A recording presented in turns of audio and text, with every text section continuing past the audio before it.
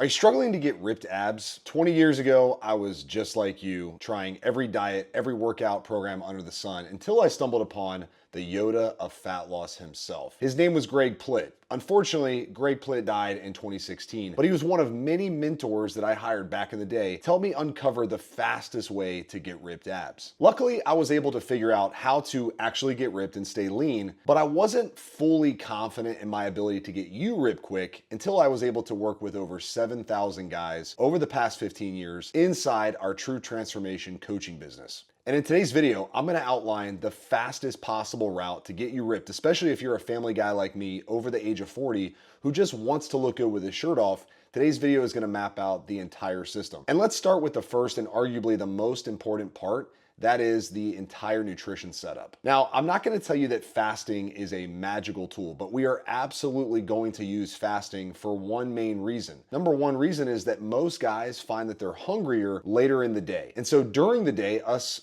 high producers, high achievers, we're working hard, right? We're getting up, we're probably gonna go work out some days, which we'll talk about soon. And then there are the times that we just have so much going on that we sometimes forget to eat. So eating more of your food later in the day just makes perfect sense with the normal day-to-day rhythm that most guys have. Now here's where people mostly go wrong when it comes to fasting. They simply use fasting as an excuse to eat way too much later in the day. We're not gonna do that. We're gonna use alternate day fasting. This is where we're gonna have days that we fast a longer period of time and days where we just have a very moderate fasting schedule that's pretty lifestyle friendly. All in all, and I'm gonna reveal the big secret here, what we're trying to do is create a bigger calorie deficit, which is rule number one with fat loss. You have to be burning more calories than you eat. What we're gonna do to speed up the fat loss process is we're gonna create a bigger deficit. And we're gonna create a bigger deficit in a shorter period of time so that we get results faster, but we're gonna do it in a very manageable way. But let's dig a little deeper into this because there's a whole lot more to this whole fasting thing. So there's three types of days that we're gonna have. We're gonna have our training days. Those are the days we're gonna just have a normal fasting schedule, which we'll talk about in a second. And then we're gonna have our fasting movement days. These are the days where we're gonna push the fast a longer period of time, sometimes up to 24 hours from our last meal, in order to create a bigger deficit. Now, you're gonna wanna take notes during the course of this video because I'm giving you the whole blueprint here to get you ripped quick. It's literally been figured out. All you gotta do is copy what I do. But here's the thing. I know I can't fit everything into this video. So fortunately, I put together a whole free coaching group for guys who are in their 40s, 50s, and beyond, who wanna start by getting lean. They wanna get abs. They wanna look really good. And ultimately, they just want to live longer, be healthier, have more energy, all the stuff. I put together exclusive trainings that you can get access to right now. All you got to do is comment the word TEAM, T-E-A-M, where I talk about which workouts to do, cardio, ab training, mental stuff, which I think is the biggest part. And then, of course, exclusive behind the scenes stuff when it comes to our clients, how they put everything together. So you can get access to all that for free. Just comment the word TEAM below this video right now, and I'll make sure you get into that group. Okay, so let's set up our baseline protein intake to start. So we have these two types of days, all right? We have our training days, we have our fasting movement days. But on each day, we're gonna wanna make sure we're getting a decent amount of protein. But let's just start with the training day. We're gonna do 1 gram of protein per pound of goal body weight. So if you're 250 pounds and you wanna be 200 pounds, then you'd be eating around 200 grams of protein. Now that's the highest amount of protein that I need you to eat. That's just on your training days. And for all intents purposes, we're only gonna train 3, maybe 4 days a week. Most of the guys I work with are super busy. They have a lot going on with family, work, you know, the whole 9 yards. So they typically train Monday, Wednesday, and Friday. Sometimes they'll sneak in a Saturday workout, sometimes even a Sunday workout. But for the purposes of this video, we're just gonna talk about a 3-day training split. So your training nutrition days are gonna be Monday, Wednesday, Friday. I like to keep my fats relatively moderate. And in terms of calories, we're gonna do 12 times our goal body weight on our training days. So we're going back to that 200-pound goal.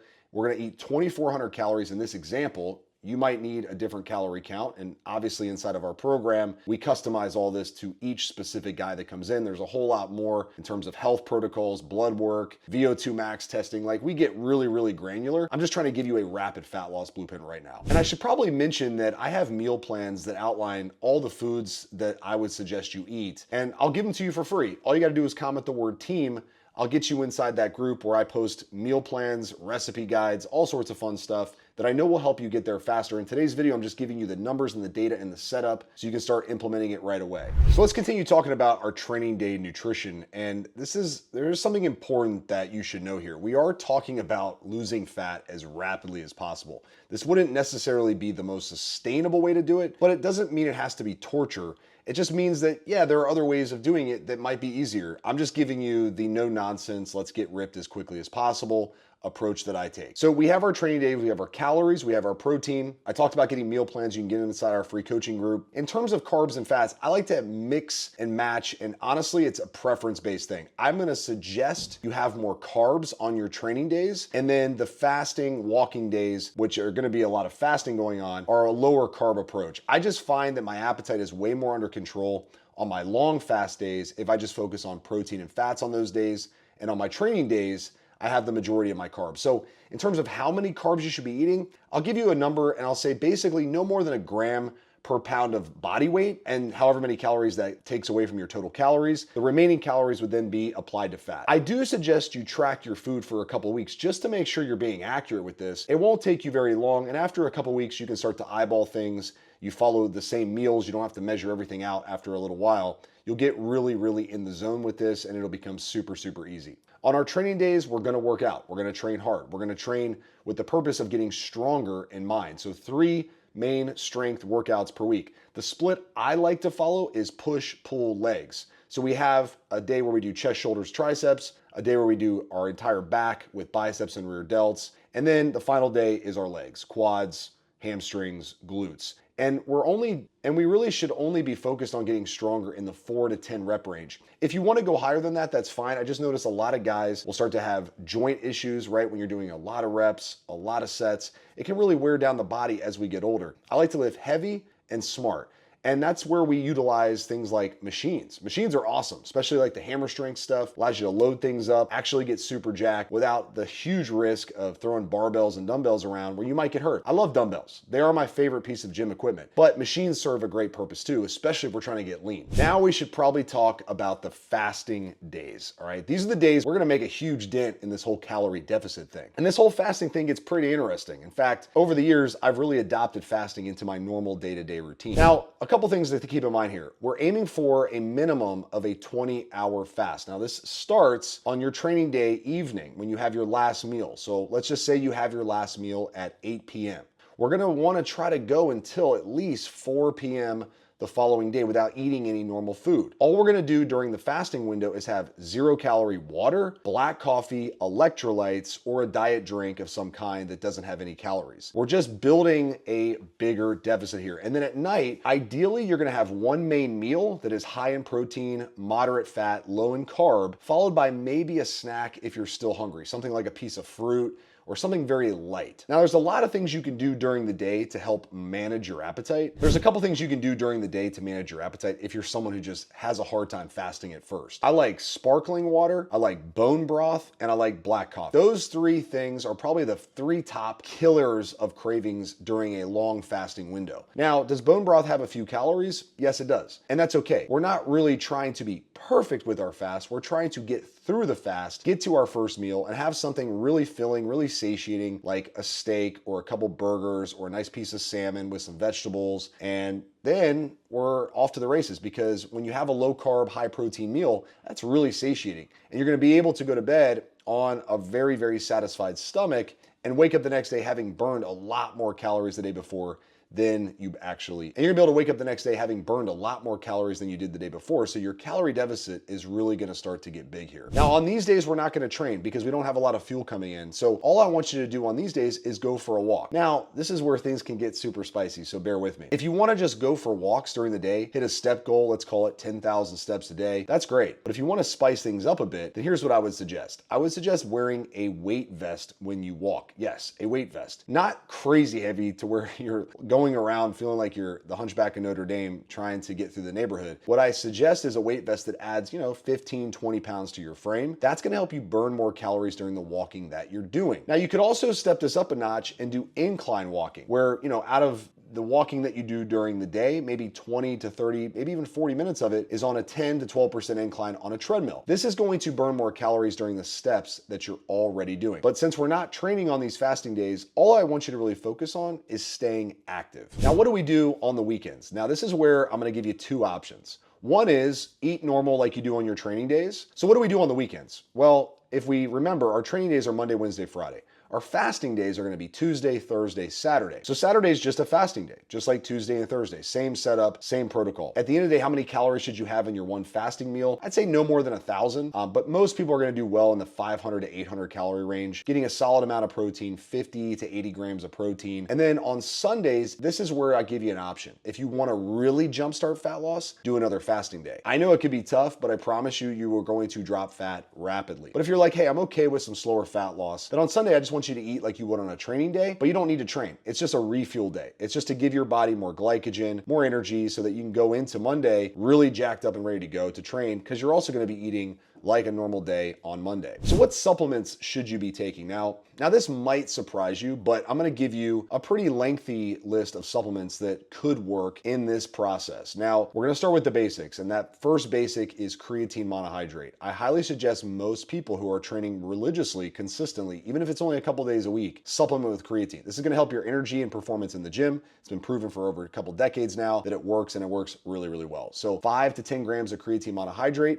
There are studies and people who have taken way more than that have given positive feedback. I just don't want to tell you to do that and then something happens. So try it if you want, but don't hear that from me. I know some people taking 15 to 20 grams of creatine monohydrate per day that say the effects are pretty crazy. So do your due diligence before trying that. I think it's important to have a whey protein or some kind of protein supplement on hand, even if it's just the ready to drink protein shakes that you can get from a variety of brands. That way you're never without a convenient source of protein. Highly recommend that. So make sure you have those stocked up. Protein bars would also fall under supplementation. Protein bars are a great snack, something that honestly I eat usually 1 or 2 a day of, especially on your normal eating days. If you can't get something whole food wise, protein bar is a great choice. It also makes for a great snack. Now I should probably tell you, I'm gonna put this whole program inside our free coaching group for free. It's our 60-day rapid shred. And if you want a copy, just comment the word team below and I'll add you to our free coaching group. Why is it free?